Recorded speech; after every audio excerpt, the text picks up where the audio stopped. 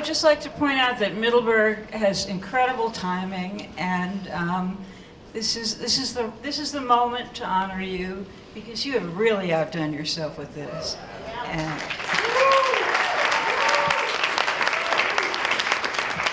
it's not just that it's good; it is such a demonstration of a screenplay that just uses so many different devices and so many different moods, and if you want to use a Sistine Chapel, you just put in the Sistine Chapel, and that phone call device is wonderful, and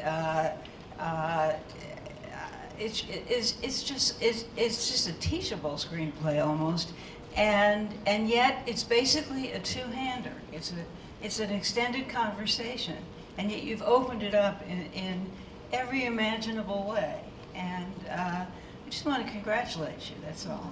Okay, we're done. Thank you. No, that's very sweet. Thank you, Janet. Yeah, no, I had a recent screening of this in New York, and a guy came up to me and he said, "You know, you've made a Jewish movie." And I said, "Interesting observation. Tell me why you think it's a Jewish movie." And he said, "Oh, it's a foundational aspect of the Jewish religion to have debates about scripture, Talmudic disputations with assertion and rebuttal and assertion and rebuttal." And he said, "You think it's Catholic, it's Jewish." Well, it does have matzo ball soup in it. Well, yeah. Knödel mit Soße, yeah. With each of your films, you've talked about the reason, whatever it was that drew you to it. For instance, The Darkest Hour, you noticed the fact that Churchill had made written three of his greatest speeches within a fairly short period of time. Yeah. What was the impetus for this? Well, it was happenstance in the first instance, because I was in Rome and a cousin of mine had passed away, and my sister texted and she said, "If you're near a chapel, go and light a candle," which wasn't particularly challenging given I was in Rome. And I went straight to St. Peter's Square, and Francis was giving an open-air mass, and his charisma,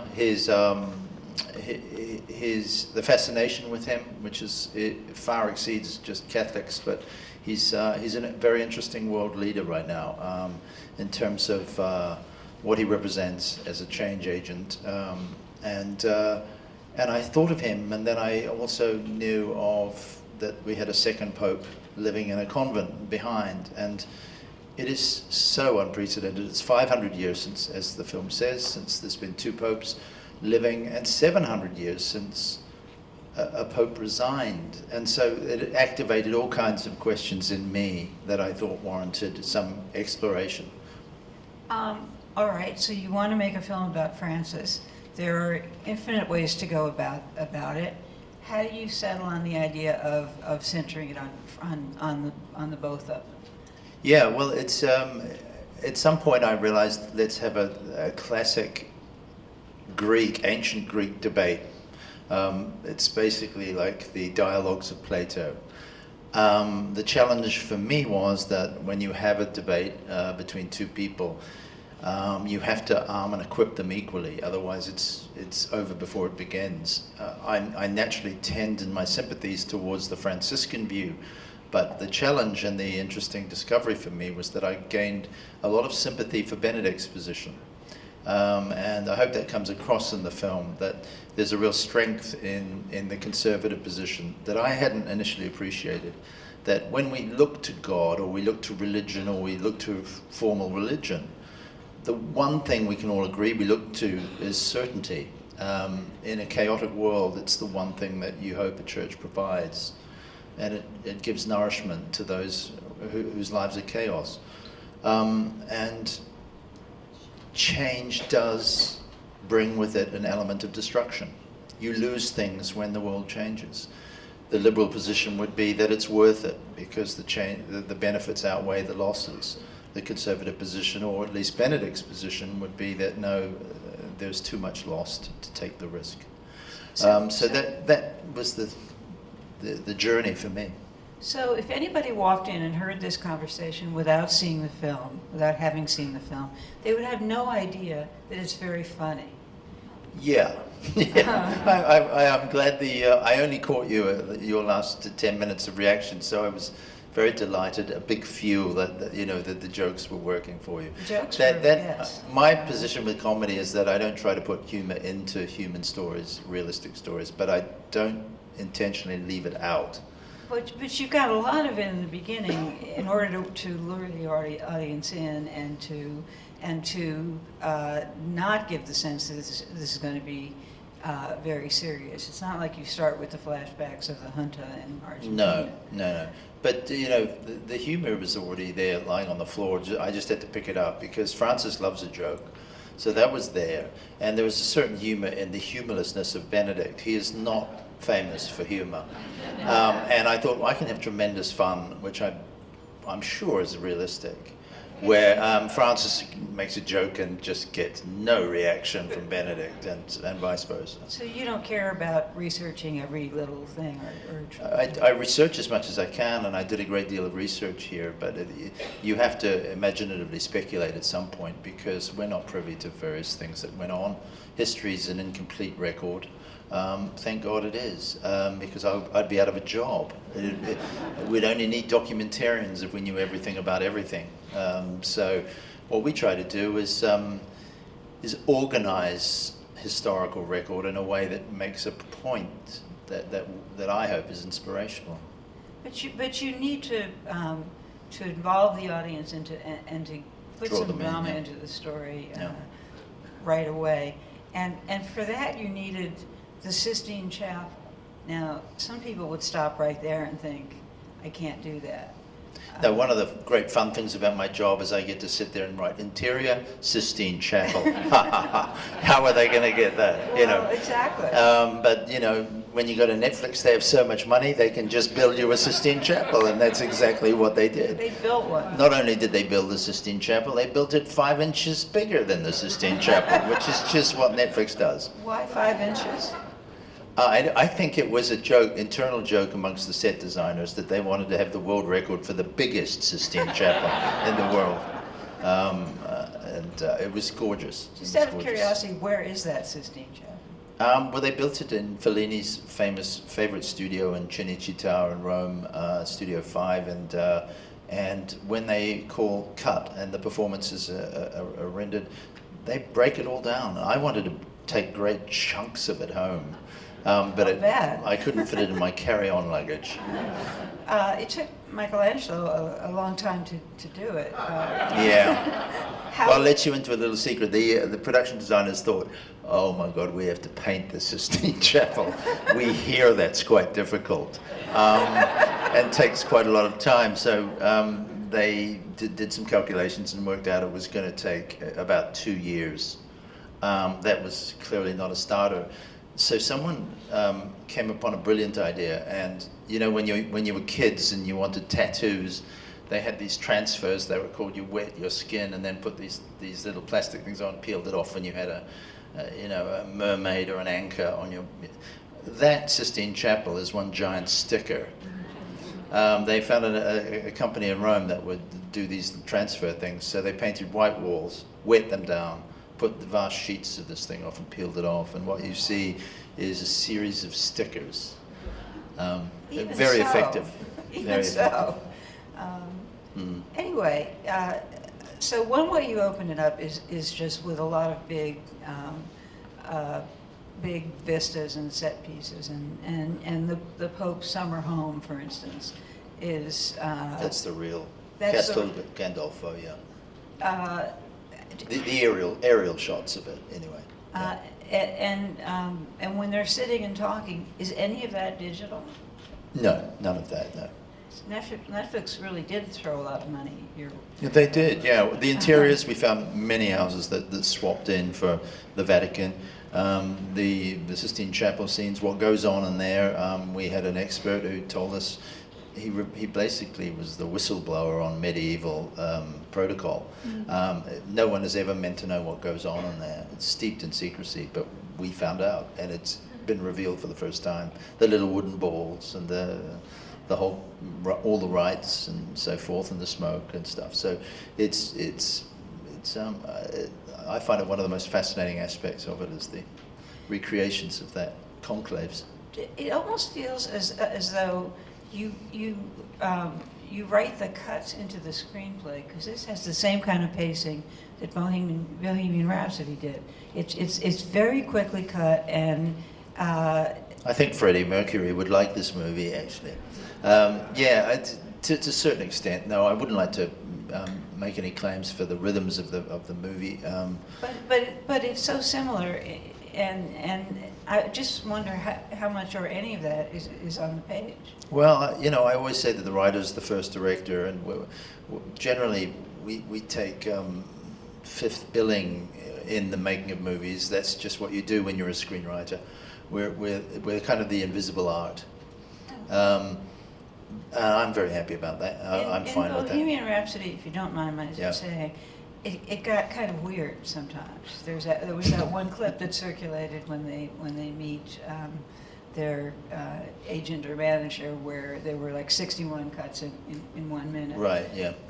But here it's just perfect. It gives it a very lively pace. It keeps the back and forth going between the two of them.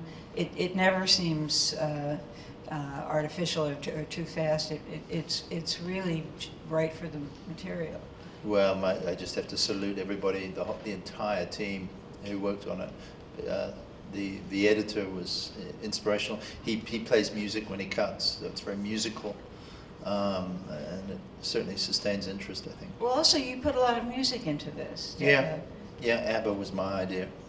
I don't know where that comes from.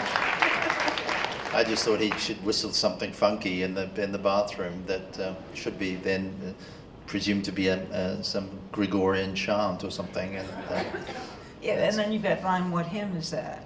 And what hymn is that? Yeah. Okay.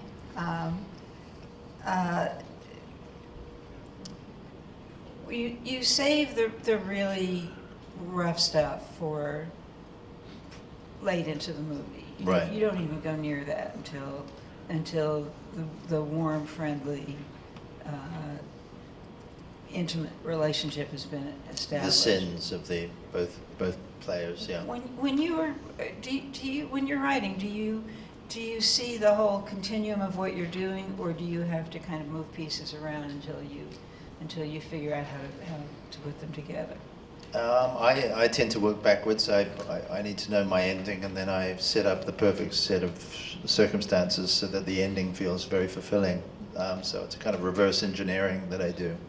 And I always knew this was going to end with confessions. In fact, for a while, the title in my head was The Confession. And I wanted to treat the confessions in very different ways. I thought the confession for Francis should be in the past, and because that's what he was having to reckon with, and that Benedict's confession was much more in the present. And so I came upon the idea that for Benedict we should fade out and not hear what the confession is explicitly. Well, that was terrific, because I wondered, are you going to give them equal time, and if so, is that going to get boring, or how's that going to work? And then you did it, but you didn't belabor it. You found a way to. Well, at least the concept. I don't know how well it played for you, but it played. Can I speak for the audience? It played terrifically well. Yeah. It played fantastically well.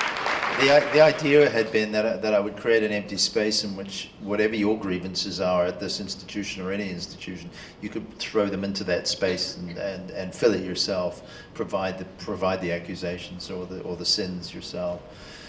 Because the laundry list is very long, and I thought if Benedict gets into the full laundry list, it will never be satisfactory. It'll never be complete, and it would mire the movie at a point where it ought not.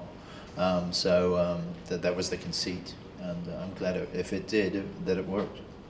Have you been to many screenings of it? I have, yeah. Doesn't this happen all the time? It's pretty going well. We're doing well. We picked up. No, I won't say that. I was gonna.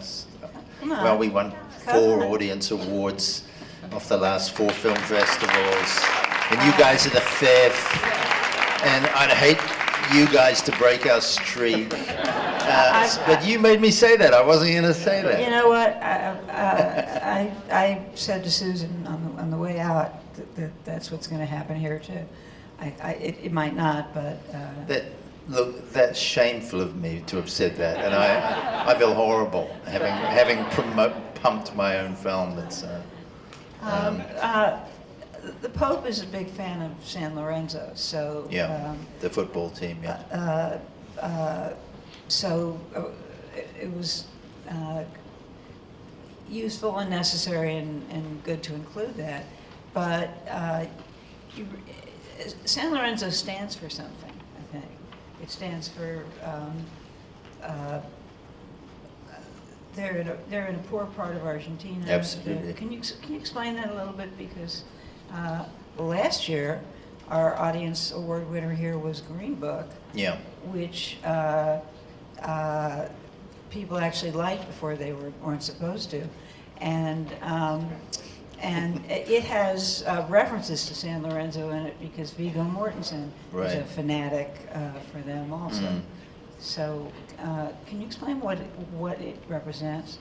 Well, as you point out, it's the name of his football team, so he loves it for that reason.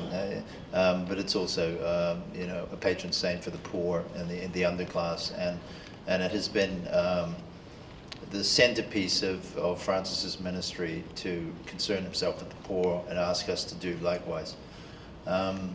It's a challenge. It's a challenge to give, to extend your zone of interest beyond yourself and your loved ones to people you don't know, to whom you, on paper, owe nothing, but whom, if we follow the Franciscan doctrine, we should start caring about. And it's a challenge that in our lives we all have to face, is what is the quality of our mercy?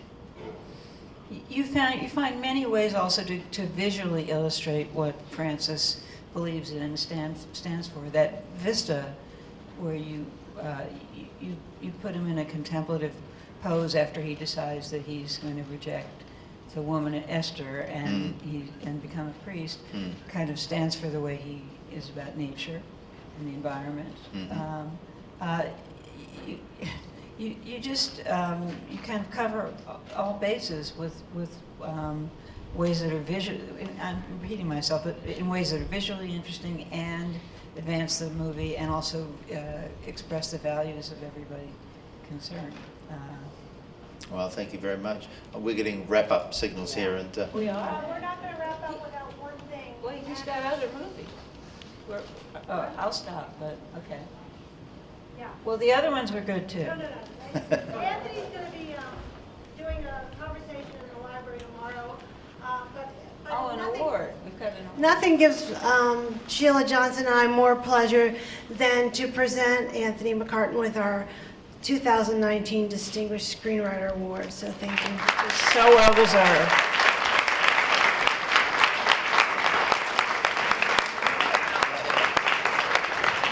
you know, the word distinguished has followed me around for since I was 22 when I started to go gray.